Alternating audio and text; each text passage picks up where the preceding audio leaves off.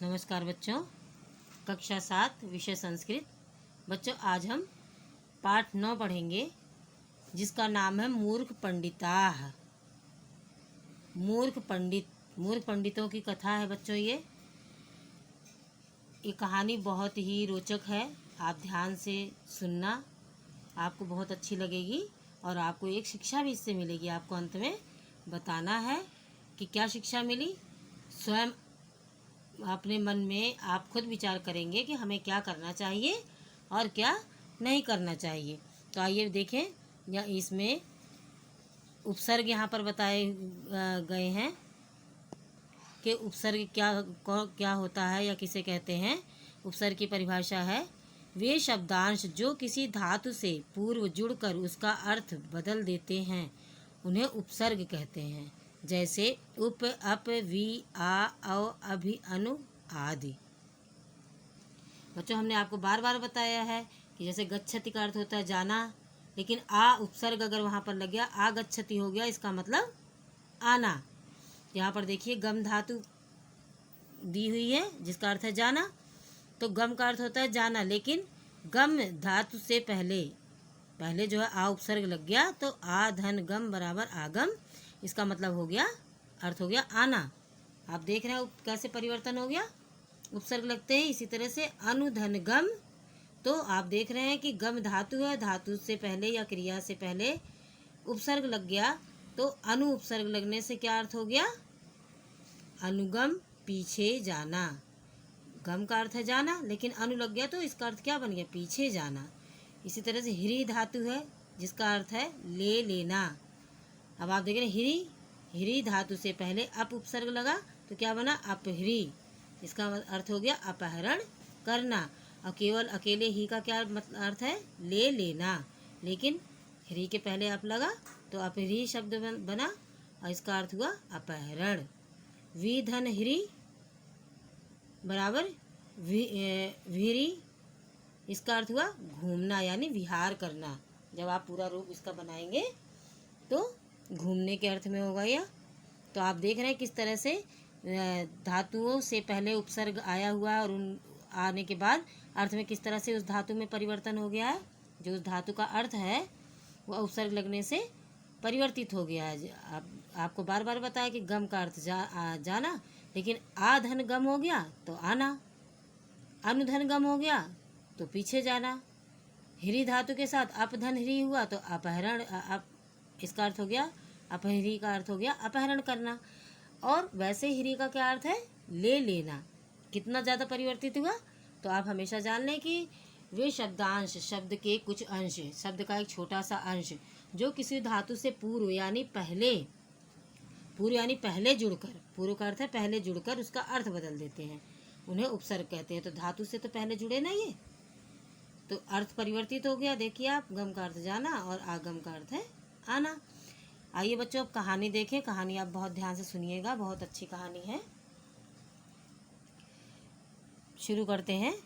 एकस्मिन् ग्रामे चत्वारः ब्राह्मणपुत्राः निवसन्ति स्म। एकस्मिन् एक, ग्रामे गांव में, चत्वारः चार, ब्राह्मण पुत्र निवसन्ति रहते, स्म का अर्थ है थे।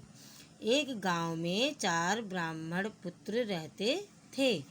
ते परस्परम मित्राणि आसन, वे सब परस्पर आपस में, मित्राणि मित्र, आसन का अर्थ है थे। तेषु त्रयः शास्त्रवेत्तारः आसन, तेषु उनमें, त्रयः 3, शास्त्रवेत्तारा शास्त्रों के ज्ञाता, आसन का अर्थ है थे, उनमें से 3 शास्त्रों के ज्ञाता थे। परंतु विवेक शून्य ज्ञान रहित थे, उनमें ज्ञान नहीं था। एकः बुद्धिमान सदा च विचार्य एव कार्यं करोति स्म। एक और, चा का अर्थ है और, एक बुद्धिमान, हमेशा, सदा का अर्थ है हमेशा, विचार करके ही कार्य करता था। कह रहे हैं कि 3 शास्त्रों के ज्ञाता तो थे, लेकिन वे ज्ञान रहित, मतलब विवेक शून्य ज्ञान रहित थे। उनके पास बुद्धि विवेक की कमी थी। और एकाएक बुद्धिमान हमेशा विचार करके ही कार्य करता था। कदाचित ते अविचार्यन् यत धनोपार्जनाय दिल्ली नगरम गमिष्यन्ति। शायद, कदाचित का अर्थ शायद, ते उन सब ने अविचार्यन विचार किया, यत की धनोपार्जनाय धन कमाने के लिए, दिल्ली नगर को गमिष्यन्ति जाएंगे। शायद उन सब ने विचार किया कि धन कमाने के लिए, धनोपार्जनाय धन कमाने के लिए दिल्ली नगर को जाएंगे। ते ग्रामात् अचलन, वे सब गांव से चले। मार्गे गच्छन्तः तेषु ज्येष्ठा अवदत्, रास्ते में जाते हुए उनमें ज्येष्ठ, बड़ा, जो बड़ा था सबसे, अवदत् बोला, अहो अस्मासु एका चतुर्था शास्त्रहीनः परम केवलम बुद्धिमानः अस्ति। हम सब में एक चौथा शास्त्रहीना, शास्त्रों का ज्ञान नहीं है, शास्त्र के ज्ञान से रहित है, शास्त्रों का ज्ञान नहीं है, परम लेकिन, केवलम केवल, बुद्धिमान अस्ति बुद्धिमान है। हम में से एक चौथा शास्त्रहीन, शास्त्रों के ज्ञान से रहित है, लेकिन केवल बुद्धिमान है। विना शास्त्र ज्ञानम धनिकेभ्यः धनम ना मिलति। कह रहे हैं कि बिना शास्त्र ज्ञान के, बिना शास्त्रों के ज्ञान के धनिकों से धन नहीं मिलता है। बिना शास्त्र के ज्ञान के धनिकों से धन नहीं मिलता है। अतः तस्मै स्व उपार्जितम धनम न दास्यामि, इसलिए तस्मै उसको, स्व अपना, उपार्जितम कमाया हुआ, धन ना दास्यामि नहीं दूंगा, इसलिए उसको अपना कमाया हुआ धन नहीं दूंगा। अतः सह गृहम गमिष्यति, इसलिए वह घर को जाएगा। द्वितीया, दूसरा, अपि एवं ही अवदत्, दूसरा और भी, एवं का अर्थ है और, एवं का अर्थ ही, अवदत् बोला, एवं और दूसरा भी बोला। तृतीय अवदत्, एवं कर्तुम न उचितम वयम सर्वे मित्राणि स्मः। तीसरा और, एवं का अर्थ है और, तीसरा बोला, ऐसा करना उचित नहीं है, हम सब मित्र थे। तीसरा बोला, ऐसा करना उचित नहीं है, हम सब मित्र थे। अतः सह मम उपार्जितस्य धनस्य समभागी भविष्यति। अतः का अर्थ है इसलिए वह मेरे उपार्जितस्य कमाए हुए धन का समभागी का अर्थ है बराबर भाग वाला भविष्यति होगा। तीसरा बोला, ऐसा करना उचित नहीं है, हम सब मित्र थे, इसलिए सह वह मेरे उपार्जित से कमाए हुए धन का बराबर भाग वाला होगा। अग्रे गत्वा, आगे जाकर, ते मार्गे मृत सिंहस्य अस्थीनि अपश्यत्, आगे जाकर ते उन सब ने मार्गे रास्ते में मृत सिंह से मरे हुए शेर की अस्थियां अपश्यन देखी। आगे जाकर उन सब ने रास्ते में मरे हुए शेर की अस्थियां देखी। तेषु एका अवदत्, उनमें एक बोला, अद्य शास्त्र विद्यायाः परीक्षाम, आज, अद्य का अर्थ है आज, शास्त्र विद्या की परीक्षा करवाऊँ का अर्थ है करता हूँ। आज शास्त्र विद्या की परीक्षा करता हूँ। विद्यायाः प्रभावेण वयम एतत् सजीवम कुर्मः। विद्या के प्रभाव से हम सब इसे सजीवम मतलब जीवित कुर्मः करते हैं। ज्येष्ठा अवदत्, बड़ा बोला, अहम अस्थि संचयम करोमि, मैं अस्थियों को संचयम एकत्रित करोमि करता हूँ। द्वितीया अवदत्, दूसरा बोला, अहम चर्म मांस रुधिरम संयोजयामि, मैं चमड़ी मांस रुधिरम रक्त को संयोजयामि जोड़ता हूँ। तृतीया यावत् तम सजीवम कर्तुम उद्यतः अभवत्, तीसरा जब तक, यावत का अर्थ है जब तक, उसको सजीवम जीवित कर्तुम करने के लिए, उद्यता का अर्थ है तैयार, अभवत हुआ। तीसरा जब तक उसको जीवित करने के लिए तैयार हुआ। तावत स बुद्धिमान अवदत्, तब तक, तावत का अर्थ तब तक वह बुद्धिमान बोला। ओ भवान तिष्ठतु, भवान का अर्थ है आप सब, तिष्ठतु ठहरो। एषा सिंहा सजीवा भूत्वा अस्मान् मारिष्यति, एषा यह शेर सजीव जीवित भूत्वा होकर, अस्मान हम सबको, मारिष्यति मार देगा। यह शेर जीवित होकर, भूत्वा करते होकर, हम सबको मार डालेगा। स शास्त्रवेत्ता अवदत्, वह शास्त्रों का ज्ञाता, अवदत् बोला, वह शास्त्रों का ज्ञाता बोला। भो मूर्ख, हे मूर्ख, अहम विद्याफलम निष्फलम ना करिष्यामि, अहम मैं विद्या को निष्फलम व्यर्थ ना नहीं करिष्यामि करूँगा, मैं विद्या को निष्फल नहीं करूँगा, व्यर्थ नहीं करूँगा। ततः स बुद्धिमान अवदत्, तब इसके बाद वह बुद्धिमान बोला। भो मित्र, हे मित्र, क्षणम प्रतीक्षु, क्षण भर प्रतीक्षा करो। यावत अहम वृक्षम आरोहामि, जब तक मैं वृक्ष पर चढ़ जाता हूँ। यदा सा वृक्षम आरोहत, जब वह वृक्ष पर चढ़ गया, तदैव तभी, सह उसने, उस विद्वान ने, तम का अर्थ है उस सिंहा शेर को, सजीवम अकरोत जीवित किया, तभी उस विद्वान ने उस शेर को जीवित किया।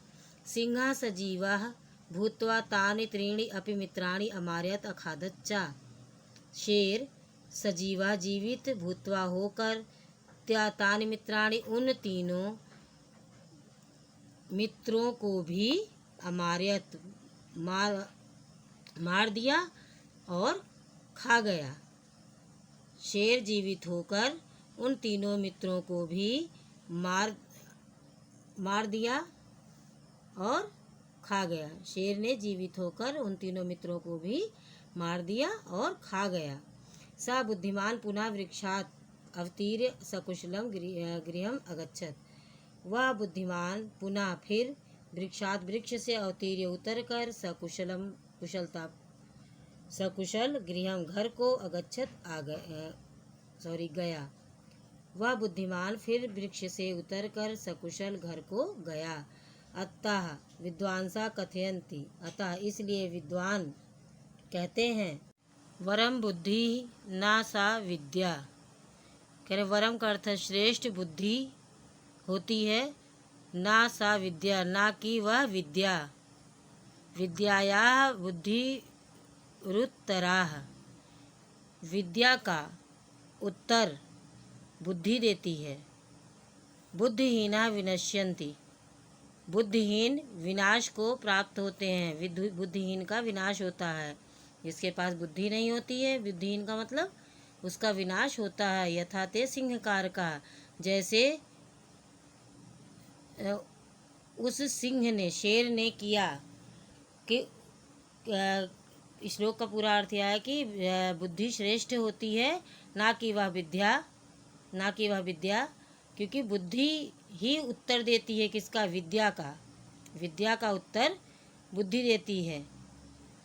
बुद्धि के द्वारा ही किसी बात का, बुद्धि का प्रयोग करके ही उत्तर दिया जा सकता है।